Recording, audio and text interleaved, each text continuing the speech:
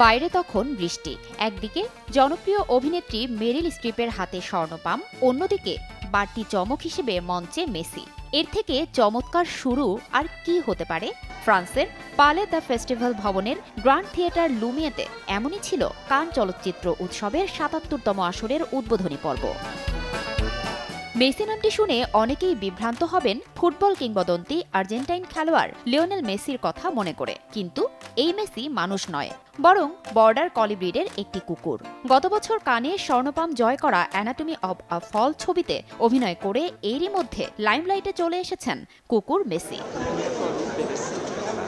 কান চলচ্চিত্র উৎসবের প্রথম দিনেই রেড কার্পেটে নিজের প্রাণবন্ত উপস্থিতি দিয়ে সকলের মন জয় করে নিয়েছেন অভিনয় শিল্পী মেসি। আর রেড কার্পেটে যে ২০ মিনিট সময় কাটিয়েছে এই কুকুর তারকা, সে সময়টুকুতে অন্যদিকে চোখই পড়েনি কারো।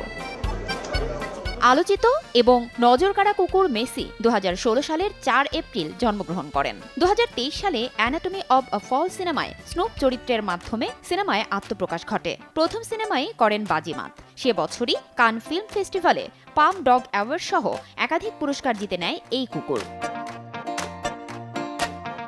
কুকুরছানা থাকাকালীন প্রতিবেশীর কাছ থেকে মেসিকে দত্তক নেন ফরাসি নাগরিক লরা মার্টিন কন্টিনি। আর্জেন্টাইন ফুটবল খেলোয়াড় লিওনেল মেসির নামে নামকরণ করেন প্রিয় পোষ্যের। মেসি প্রথম কুকুর যাকে কন্টিনি সিনেমার জন্য প্রশিক্ষণ দিয়েছিলেন। বর্তমানে ফ্রান্সে প্যারিসের বাইরে একটি উপশহরে মালিক কন্টিনির সাথেই থাকেন মেসি।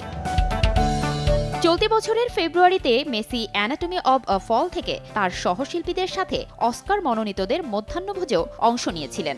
মার্চে ৯৬তম একাডেমি পুরস্কারের অনুষ্ঠানেও যোগ দিয়েছিলেন মেসি এবং দর্শকদের মধ্যে তার নিজের আসন ছিল।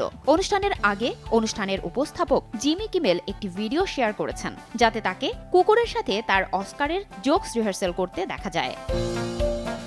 কান চলচ্চিত্র উৎসবের ৭৭তম আসরের জমকালো এই আয়োজন চলবে ১২ দিন পর্যন্ত। ২৫ মে এর পর্দা নামবে। ফারজানা লিনা, সময় সংবাদ।